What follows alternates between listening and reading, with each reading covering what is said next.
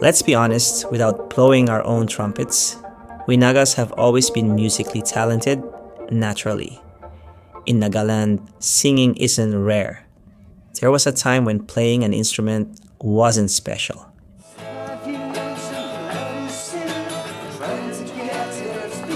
Even to this day, almost every household has a voice, a guitar, a song waiting to be heard. And every once in a while, someone stands out. A clip goes viral. A performance gets shared. For a moment, everyone agrees. This one is different, but then it fades. Not because the talent disappears, but because something else does. So the question isn't, do we have talent? The question is, why does it stop there? Let's clear this up right at the start. Talent was never the problem. Because if talent was the problem, this conversation wouldn't even exist. We've all seen it, heard it, lived around it. The voices that stop you mid-conversation. The guitarists who learn from our elders or by watching, not studying. The bands that sound tight even without expensive gear. In Nagaland, talent isn't rare. It's normal. And that's exactly where the confusion begins. When talent is everywhere, it stops feeling valuable. When everyone can sing, singing stops being special. When music is part of daily life, it's rarely treated as a craft. So what happens? We celebrate talent, but only in moments. A performance, a competition, a viral clip. We clap, we share, we comment. So proud. World class. This deserves more attention. And then we move on. Because admiration is easy, sustaining belief is not. Talent gives you an entry point, but it doesn't give you direction. It doesn't give you discipline. It doesn't give you longevity. And most importantly, talent doesn't teach you what comes after the applause. That's where things usually start falling apart. Not because musicians aren't good enough, but because being good was never enough to begin with. And this is where the real story starts. Music, for us, has always been belonging before it was business. It's in church, in youth fellowships, in village events, in hostel dormitories late at night. We grow up inside music, not towards it. And that's beautiful. But it also comes with a quiet cost. Because when something is cultural, it's shared. When it's shared, it's informal. When it's informal, it's rarely structured. Most Naga musicians don't grow up asking, how do I build a career in music? They ask, what song should we play next Sunday? Which competition should we enter? Or who's forming a band this year? Music becomes expression, community, service, identity, but rarely profession. So what happens when someone wants to take it seriously? They hit an invisible wall. There's no clear roadmap. No ecosystem that says, here's how this works. No one explaining the unglamorous parts, contracts, releases, branding, consistency, touring, and money. Instead, the advice is often emotional, not practical. They will say, just keep practicing. God will open doors. And the usual, your time will come. But time doesn't create systems. And doors don't open by themselves. In places where musicians make it, music is treated early as a craft and a career. Skills are paired with strategy. Talent is matched with structure. Here we often stop at sincerity, and sincerity on its own doesn't scale. So musicians keep doing what they know, playing at events, joining competitions, posting covers, waiting for recognition. Not because they lack ambition, but because no one ever taught them what next looks like. Music gave us a voice, but no one taught us how to carry it forward. There's this idea we've quietly grown up with, that all it takes is one moment, one song, one performance, one video going viral. And once that happens, everything changes. But here's the truth most people don't want to hear. A breakthrough moment doesn't build a career, it only reveals potential. When a song suddenly travels, when a reel gets shared everywhere, when people start talking, it feels like arrival, finally seen, finally validated, finally something. But attention is not the same as support, and excitement is not the same as momentum. What usually follows a viral moment? Silence. Not because the artist stopped working, but because there was nothing waiting on the other side. No team to guide the next move, no plan for the second release, no structure to turn listeners into a community. So, the energy leaks. The audience moves on to the next sound. The algorithm shifts. Life demands attention elsewhere. And slowly, the question changes from what's next to was that it? We've mistaken visibility for progress.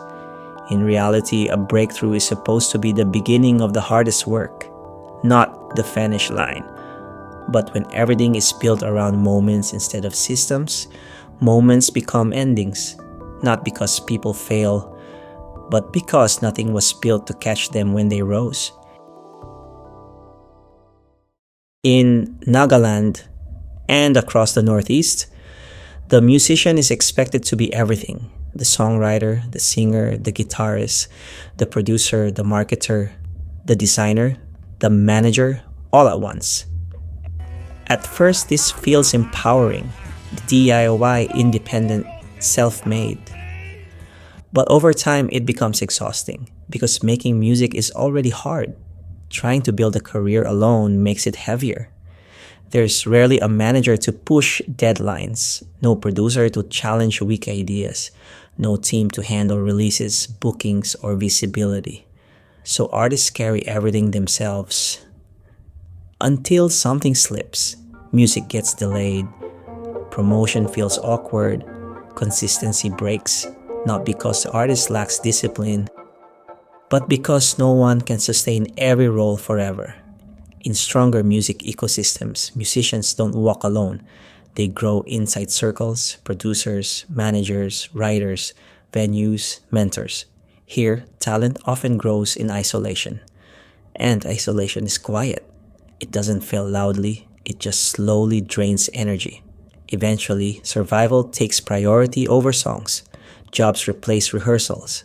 Life interrupts art, not because passion disappeared, but because support never arrived. Talent doesn't disappear in Nagaland, it gets tired.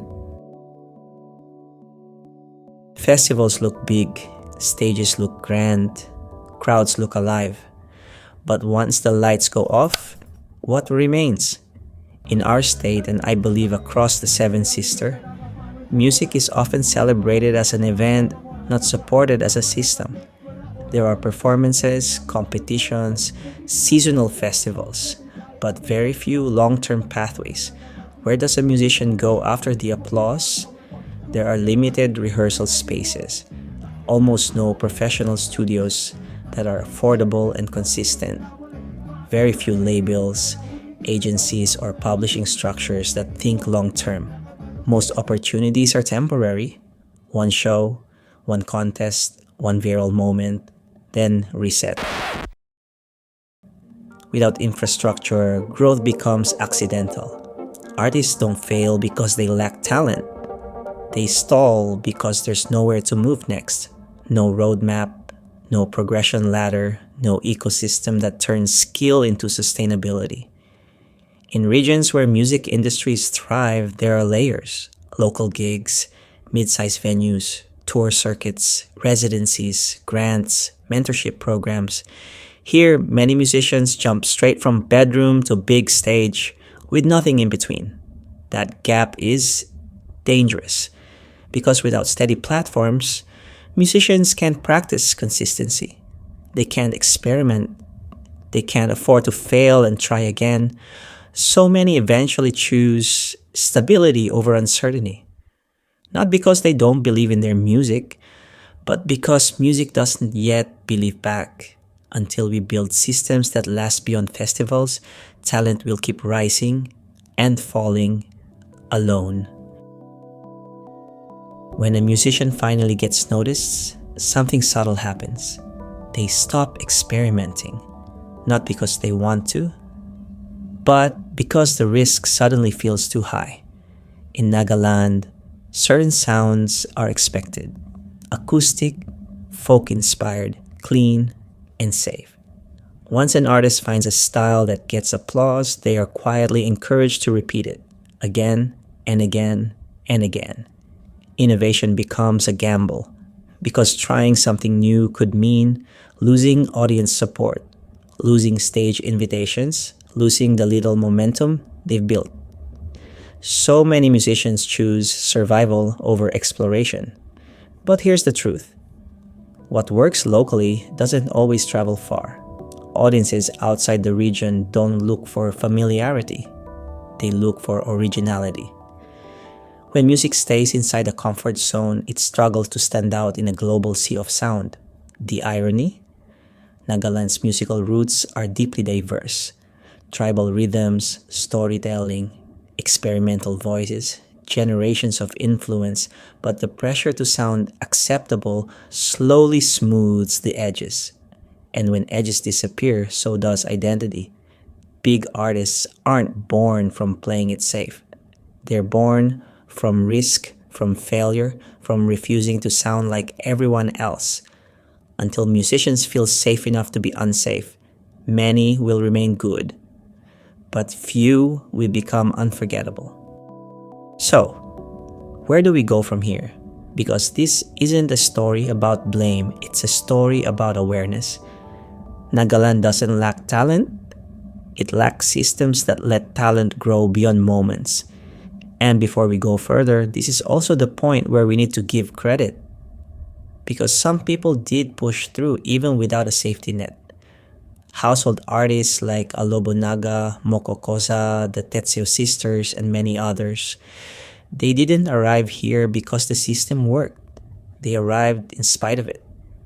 With almost no industry support, no clear roadmap, no long-term backing, they kept showing up. They carried our sound beyond the state, beyond the region. They put Nagaland on the map. Or at the very least, they proved that it could be done. And that matters, because their journeys remind us this conversation isn't about impossibility. It's about sustainability. What needs to change first is how we think about success. Not every musician needs to make it big overnight. Careers are built quietly, over years, through consistency, not virality. We need spaces where artists can fail safely, small venues, residencies, open labs for sound, not just competitions that crown one winner and forget the rest.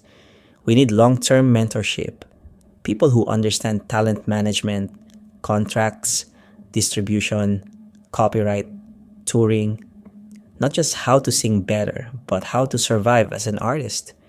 We need collaboration over comparison. Scenes grow when musicians grow together, sharing audiences, skills, and opportunities, instead of competing for the same limited spotlight. And yes, musicians too must take responsibility to show up even when the crowd is small, to release music even when it doesn't trend, to keep learning, to keep evolving, to stay uncomfortable. Because talent opens the door, but discipline keeps it open. If there's one thing we can learn from those who did make it through, it's this: they didn't wait for the system to be ready. But the next generation shouldn't have to struggle the same way. Maybe the real question isn't, why don't Naga musicians make it big? Maybe it's, what kind of music ecosystem are we building, and who are we building it for? If you're a musician watching this, your journey doesn't end at one viral clip. And if you're a listener, your support shouldn't end there either. Because somewhere in this land, another voice is tuning a guitar. Another song is waiting, not for fame, but for a future. Thank you for watching. If this video made you think, share it, comment your thoughts, and yes, please do the whole subscribe, like, share thing. I'll see you in the next one.